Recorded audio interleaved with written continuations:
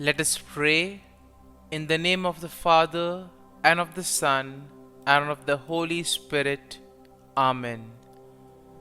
O Jesus, through the Immaculate Heart of Mary, I offer you my prayers, works, joys, and sufferings on this day for all the intentions of your Sacred Heart, in union with the holy sacrifice of the Mass throughout the world, in reparation for my sins, for the intentions of all my relatives and friends, and in particular for the intentions of the Holy Father.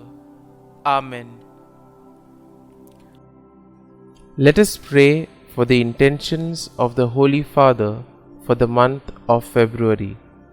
For the terminally ill, we pray that those with a terminal illness and their families receive the necessary physical and spiritual care and accompaniment.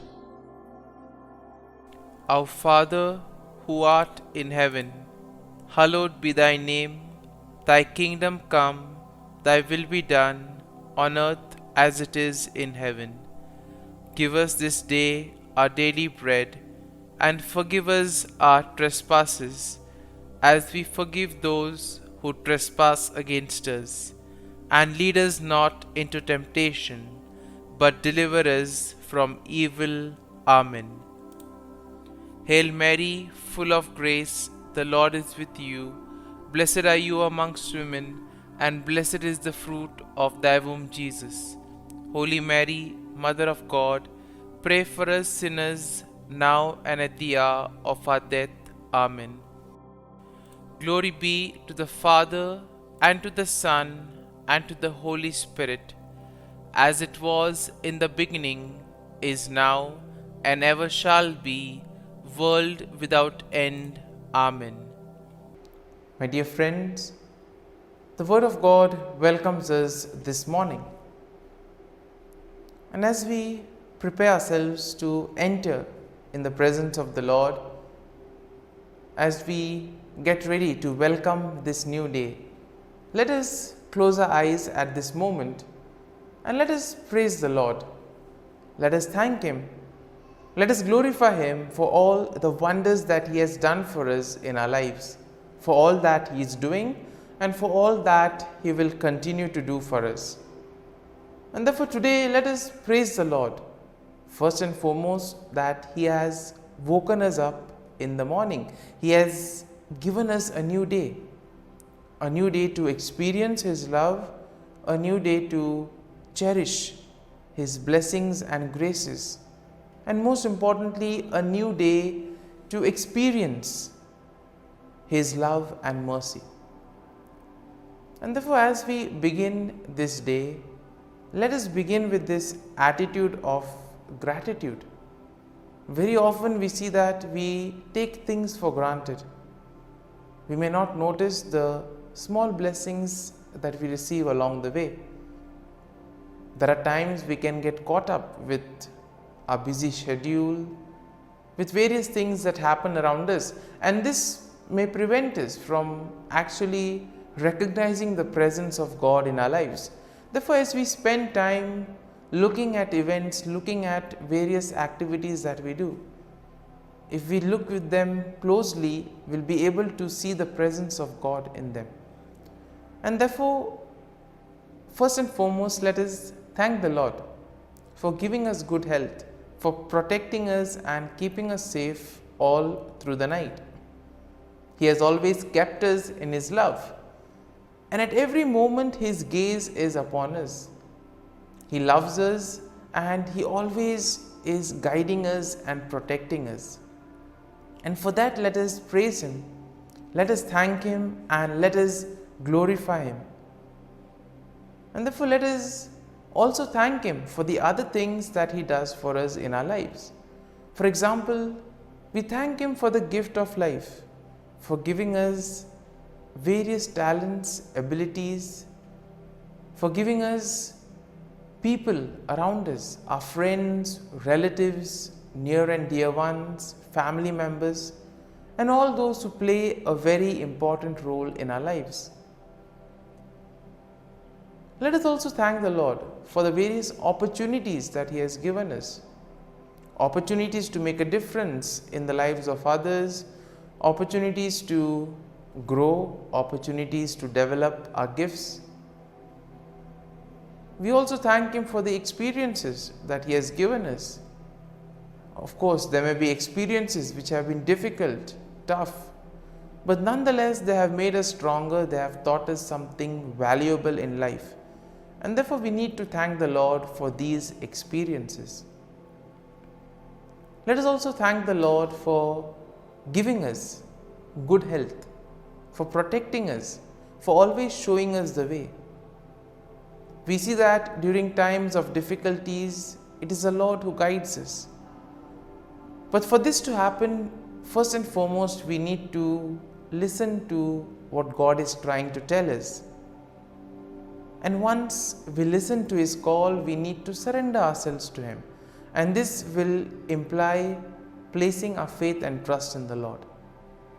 And therefore, as we prepare ourselves to enter into this morning offering, try to spend some time talking to Jesus, telling Him about your difficulties, about your struggles, about what is going on in your life.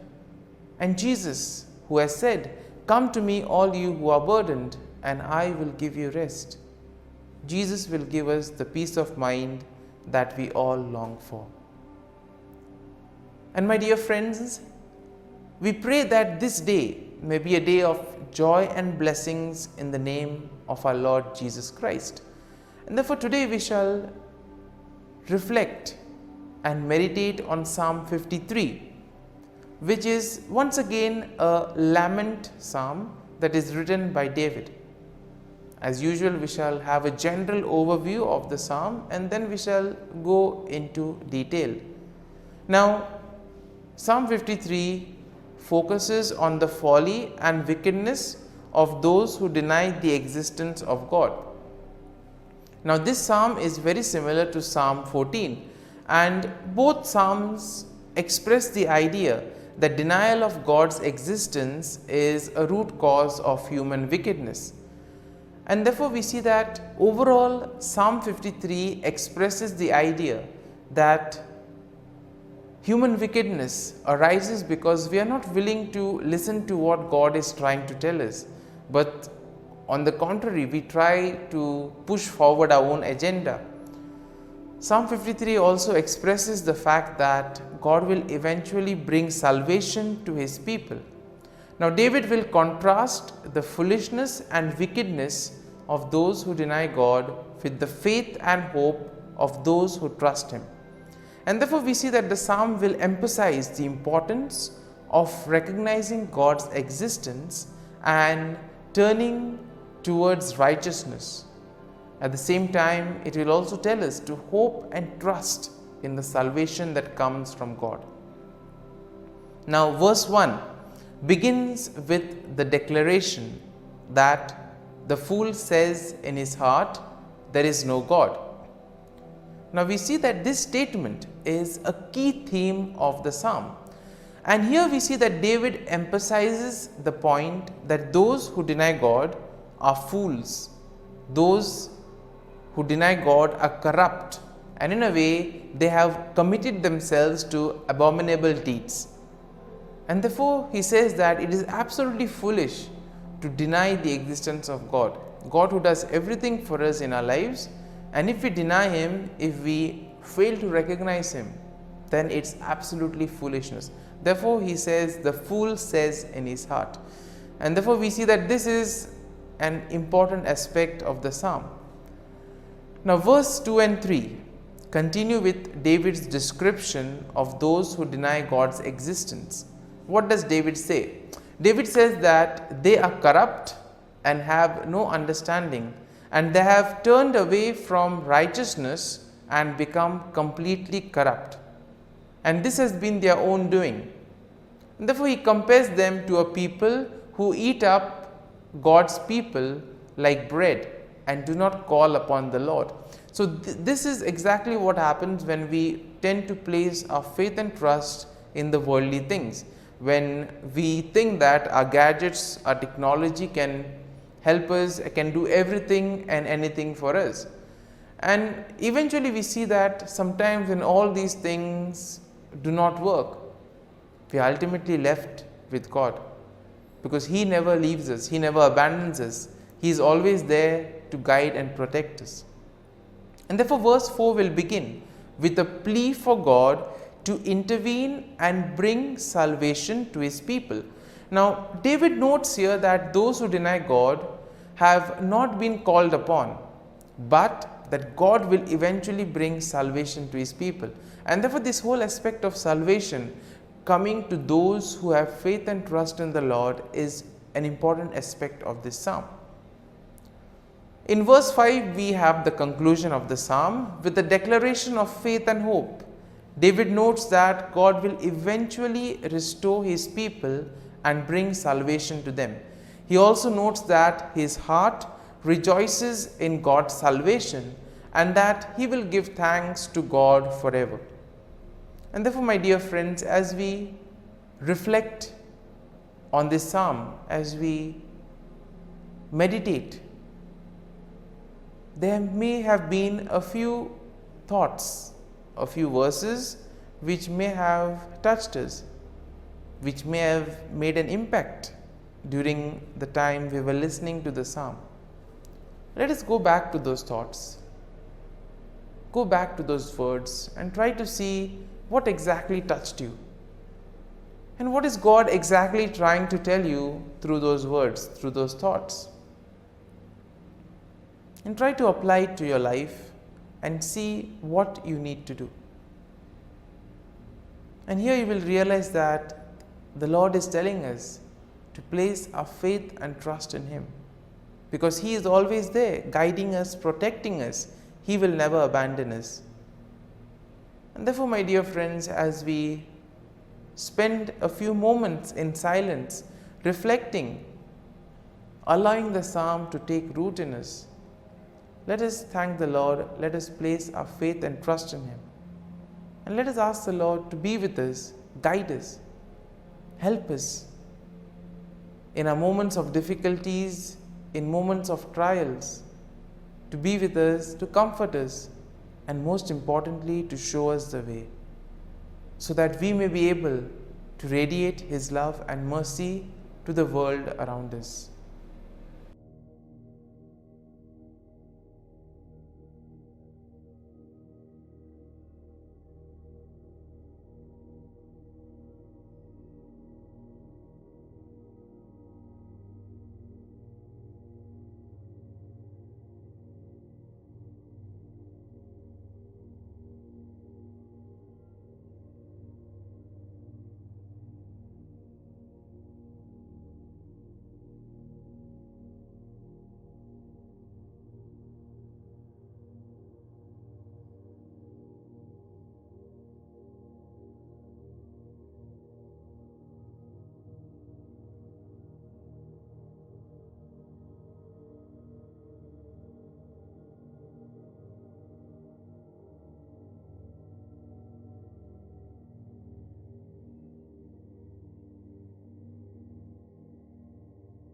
Prayer to Saint Michael the Archangel for protection. Saint Michael the Archangel, defend us in battle. Be our defense against the wickedness and snares of the devil. May God rebuke him, we humbly pray. And do thou, O Prince of the heavenly hosts, by the power of God, thrust into hell Satan and all the evil spirits who prowl about the world, seeking the ruin of souls. Amen. Act of Adoration. O Sacrament most holy, O Sacrament divine, all praise and all thanksgiving be every moment thine. Saint Gertrude, prayer for souls in purgatory. Eternal Father, I offer thee the most precious blood of thy divine Son, Jesus, in union with the masses said throughout the world today, for all the holy souls in purgatory, for sinners everywhere, for sinners in the universal church, those in my own home and within my family. Amen. May the divine assistance remain always with us, and may the souls of the faithful departed through the mercy of God rest in peace. Amen. Glory be to the Father, and to the Son, and to the Holy Spirit, as it was in the beginning, is now, and ever shall be, world without end. Amen.